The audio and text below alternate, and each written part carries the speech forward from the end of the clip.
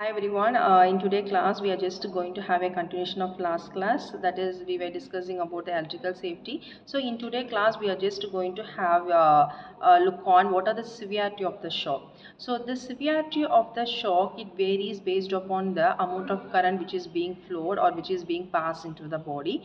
So and also the type of current which is being passed into the body. So if we have two types, right? AC current and DC current. But when you compare the AC current with DC current, the AC current is more dangerous than the DC current because the DC is a continuous simulation. Because that is the AC is the pulsatile mode of current.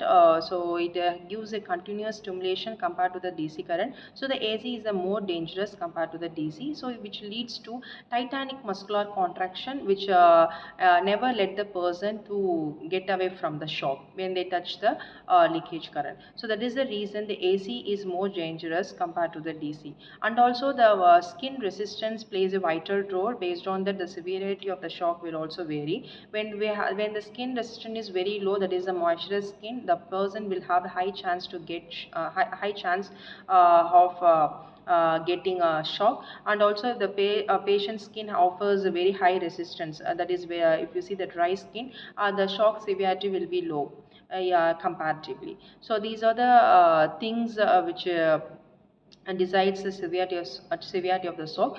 And also there are certain other factors which also determine the severity of the shock.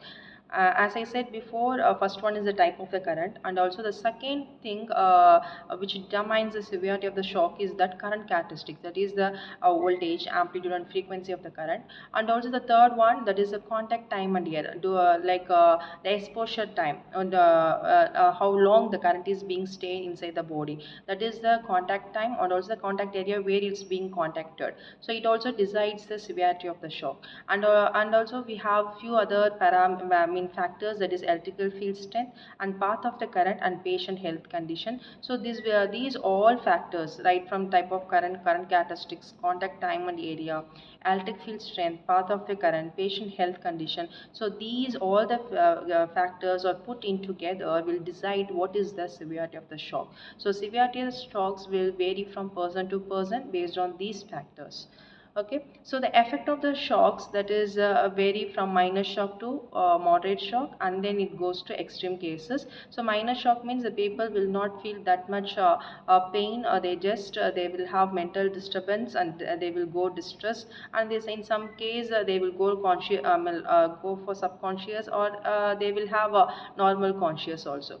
But if you see the moderate or severe shock, you can see the dropout in their BP pressure, and most of 90%, 99.9% the people goes into subconsciousness. They will lose their consciousness.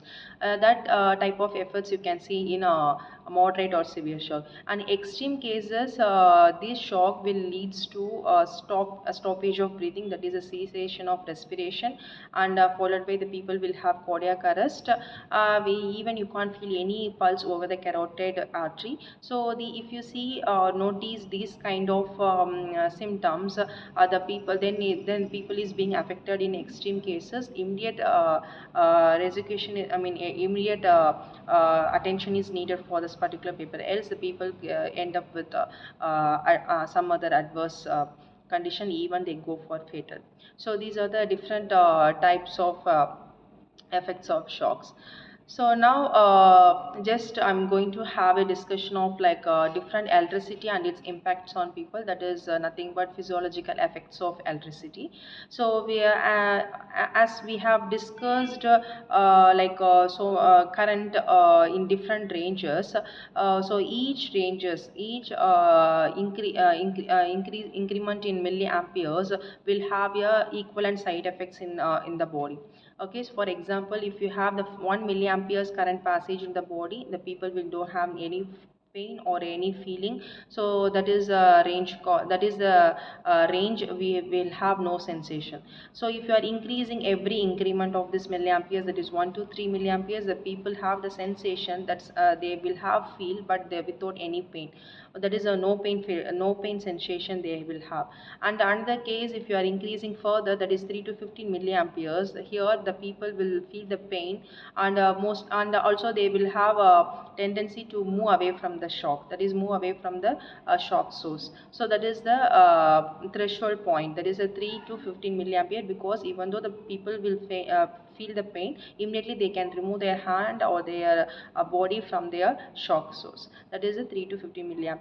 And then slowly if you are increase beyond that, are 15 to 30 milliamperes, and 30 to 75 milliamperes, 70 to 100 milliamperes, and even if you are increasing 200 to 300, above 300 milliamperes, each milliampere, or if you are increasing the current intensity in the case, the equivalent changes you can see in the physiological body.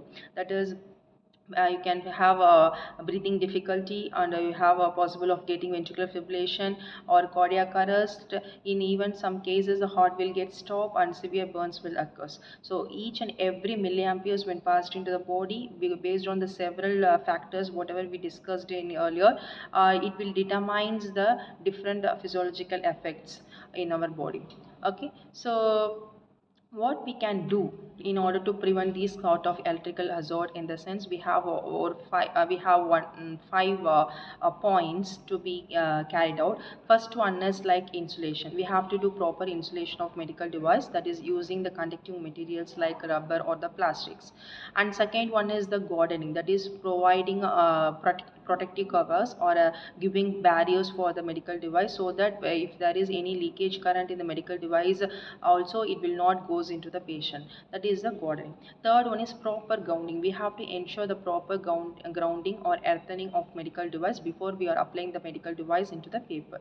And then electrical protective devices that we have to use wherever it's possible. For example, like fuses, circuit breakers, and surge current, everything we have to be used, yeah, so that if there is any short circuit or any overshoot of current is happening, these electrical protective device will protect it, or from occurring the shock. So this electrical protective device should be encouraged to be used in all sort of medical devices. And last one is safe work practice. That is a very important. It has to be practiced in all medical sectors, because a safe work practice will ensure the 100% electrical safety, and it will give the 100% patient safety. So these are the few prevention techniques or prevention, that is management techniques, to be carried out in the hospitals in order to prevent the shock. Thank you.